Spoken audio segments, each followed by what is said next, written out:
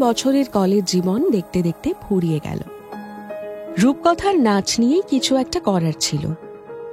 Pablo এদিক সেদিক ঘুরে একটা সন্ধান এনে দিল। ফুলবাগানের কাছে একটা নামকরা এনজিও আছে।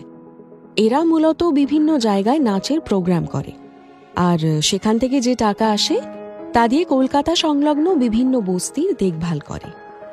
সংস্থার নাম নীতি নৃত্যে। অনেক বিখ্যাত নৃত্যশিল্পীও এদের অনুরোধে অনুষ্ঠান করে গেছে। তাছাড়া কিছু পার্মানেন্ট শিল্পীও আছে, মাস গেলে তাদের মাইনেও দেয়া হয়। সংস্থার কর্ণধার দেবদত্ত কোলে ভীষণ সাংগঠনিক মানুষ। বলতে গেলে একার নেতৃত্বেই নীতি নৃত্যে সংস্থাটিকে দাঁড় করিয়েছে। তার কথায়, যারা আসে, অনুষ্ঠান করে, বাচ্চাদের শেখায়, প্রত্যেকের শ্রমের একটা মূল্য আছে। সে মূল্য যদি আমরা তাদের না দিই, এই সংস্থাটাই সাস্টেন করবে না, আমাদের কাজটাই থেমে যাবে। আর যারা যারা এখানে আসেন প্রত্যেককে নেওয়া হয় না, কিন্তু আদৌ তার এখানে কাজের ইচ্ছে আছে নাকি সবটাই হুজুগ পরখ করে নেওয়া হয়। পাবলো একবার এক্সটার্নাল হিসেবে ওদের প্রোগ্রামে গান গেয়েছিল, তাই চেনাশোনা একটা ছিলই। রূপকথার যখন নাচ নিয়েই কাজ করার ইচ্ছে, পাবলোই যোগাযোগ করিয়ে দিল। রূপকথা প্রথমে একটু চাপ খেয়ে গেছিল। বারবার পাবলোকে জিজ্ঞেস করছিল, ভাই আমি পারবো তো? পাবলো চাপ কাটানোর জন্য প্রসঙ্গ বদলে দিচ্ছিল। হঠাৎ পাবলো বলল, ভাই সংস্থার কর্ণধারের নামটা দেখেছিস? রূপকথা ইনি পড়াশোনা করেছে একটু নেট ঘেঁটে। কনফিডেন্সের সাথে বলল, হ্যাঁ, দেবদত্ত কোলে। হাসলো পাবলো। রূপকথার দিকে তাকিয়ে বলল, হ্যাঁ রে, এখানে নাম কোথায়? গোটাটাই তো সারনেম। দেখ, দেব একটা টাইটেল, দত্ত আর একটা, আর কোলে তো খুবই পপুলার পদবি। রূপকথা একটু বিরক্ত হয়ে বলল, এসব বাজে বকা থামা প্লিজ। বুঝতে পারছিস না আমি চাপে আছি? পাবলো ওকে কি করে আর বলবে, ও বুঝতে পারছে বলেই এসব ভুলভাল বকছিল। রূপকথা ফুলবাগান মেট্রোর কাছে পৌঁছে জিজ্ঞেস করল, শেষ মুহূর্তে আর কি করা যায় বলতো? রূপকথাকে রাস্তায় দাঁড় করিয়ে পাবলো গায়েব হয়ে গেল। মিনিট দুয়েক পর দুটো সিগারেট ধরলো চোখের সামনে। হাসতে হাসতে বলল, নে নে, তুই একটা মেরে দে, একটা আমি মারি, দেখবি হালকা লাগবে। তবু রূপকথার জীবনের প্রথম ইন্টারভিউ। যতই পাবলো সান্ত্বনা দিক, সিগারেট দিক, চাপ তো কাটছিলই না। সব থেকে বড় চাপ, ওকে কি নাচতে বলবে, কি গানে নাচতে বলবে, সামনে কি বিখ্যাত কেউ থাকবে? দোতলায় অফিস, সিঁড়ি দিয়ে উঠল দুজন। দেবদত্ত কোলে বসেছিল নিজের চেয়ারে। ওদের দেখে অল্প হাসল। পাবলো বলল, স্যার একটা ইন্টারভিউ ছিল, এখানে আসতে বলেছিলেন। দেবদত্ত বাবু পাবলোকে ভালো করেই চেনে। এও জানে পাবলো আর রূপকথার একটা সম্পর্ক আছে, কিন্তু সমস্যার ব্যাপার অন্য জায়গায়। এই জাতীয় সম্পর্ক ও সংস্থার বাইরে রাখতেই পছন্দ করে। অনেক দিনের অভিজ্ঞতা দেবদত্ত বাবুর। বহুবার দেখেছে এইসব কাপলরা নিজেদের মধ্যে সামান্য ঝামেলা করলেও সংস্থার ওপর তার প্রভাব পড়ে। পাবলো কাঁচুমাচু হয়ে উত্তর দিল, আমি পাবলো স্যার, ও রূপকথা। দেবদত্ত বাবু বলল, ঠিক আছে, রূপকথা থাকুক, আপনি একটু বাইরে ঘুরে আসুন, রূপকথার হয়ে গেলে আপনাকে ফোন করে নেবেন। কি অসুবিধে হবে? রূপকথার দিকে তাকালো দেবদত্ত বাবু। দেবদত্ত বাবুর পার্সোনালিটি দেখে হাঁটু কাঁপছিল রূপকথার। খুব আস্তে গলায় বলল, না, অসুবিধে হবে না। পাবলো কিছু না বলে বেরিয়ে গেল ঘর থেকে। সিঁড়ি দিয়ে নেবে ফুলবাগান মোড়ের সিগারেটের দোকানে দাঁড়ালো। পাবলো বেরিয়ে যেতেই দেবদত্ত বাবু রূপকথার দিকে তাকালো। চেয়ারের দিকে ইশারা করে বলল, বসুন। চেয়ারে বসল রূপকথা।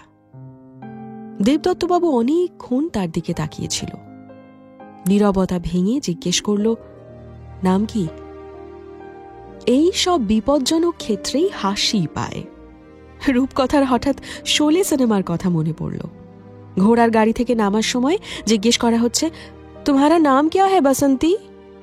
এও যেন সেরকম, সবই জানে তবুও একই প্রশ্ন। রূপকথা দস্তিদার।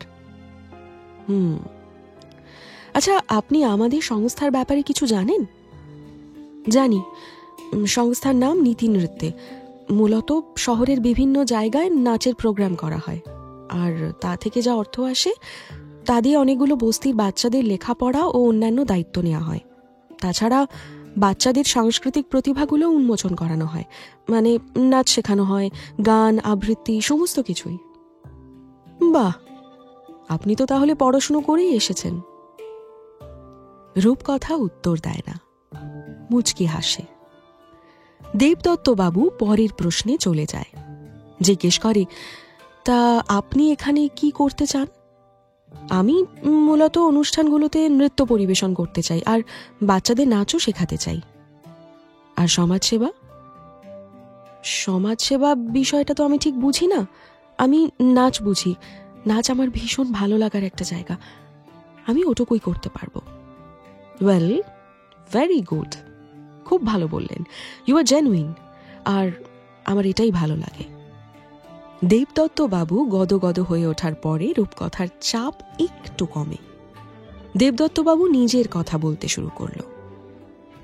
দেখুন, আপনাকে এখানে রাখা হলে এই শিল্পের ব্যাপারেই রাখা হবে। এর সঙ্গে বাকি সব যা কাজ হয় তার একটা দূরত্ব আছে। আমরা যে অর্থ ডোনেশন হিসেবে পাই তাতে এই বস্তি, বাচ্চা ইত্যাদি ব্যাপারগুলো একটা গুরুত্বপূর্ণ রোল প্লে করে, এ কথা ঠিক, কিন্তু আলটিমেটলি কেবল নাচের অনুষ্ঠান হলেও যেন লোকে এসে টিকিট কেটে দেখে, এই জায়গাটায় জোর দিতে হবে। কি বলছি বোঝাতে পারলাম? রূপকথা ঘাড় নেড়ে বলল, হ্যাঁ স্যার, বুঝতে পেরেছি। দেবদত্ত বাবু এতক্ষণ সোজা হয়ে বসেছিল, এবার চেহারে হেলান দিয়ে বসল, মুখে এক গাল হাসি। সে হাসি সঙ্গে নিয়েই বলল, তোমার কোয়ালিটি আমি আগেই দেখেছি, খোঁজ খবরও নিয়েছি। তোমার মতো ব্রাইট স্টুডেন্ট নিজের প্যাশনের পথে টিকে থাকতে চাইছে, এটা খুব ভালো ব্যাপার। I appreciate you. দেখো, আমরা জেনারেলি সবসময় লোক নিই না, তবে এবারে প্রয়োজন ছিল বলে অনেককেই নেওয়া হয়েছে। সবাইকেই একটা 1 মাসের ট্রেনিং করতে হবে, ঠিক আছে? আপত্তি নেই তো? রূপকথার আপত্তি থাকার কোনো প্রশ্নই ছিল না, সঙ্গে সঙ্গেই বলে দিল, না স্যার, কবে থেকে ট্রেনিং শুরু হবে? দেবদত্তবাবু হেসে বলল, খুব এক্সাইটেড দেখাচ্ছে তোমায়। এই উৎসাহটা শেষ দিন পর্যন্ত যেন থাকে। হ্যাঁ, অনেকেই মাঝখানে উৎসাহ হারিয়ে ফেলে, তোমার থেকে কিন্তু আমি এমন কোনো এক্সপেকটেশন রাখছি না। হ্যাঁ, নিজের সম্বন্ধে একসঙ্গে এত ভালো কথা অনেক দিন শোনেনি। পাবলো প্রথম বলতো, তবে প্রেম পুরনো হলে অনেকেই ভ্যালিডেশন দেওয়া ছেড়ে দেয়।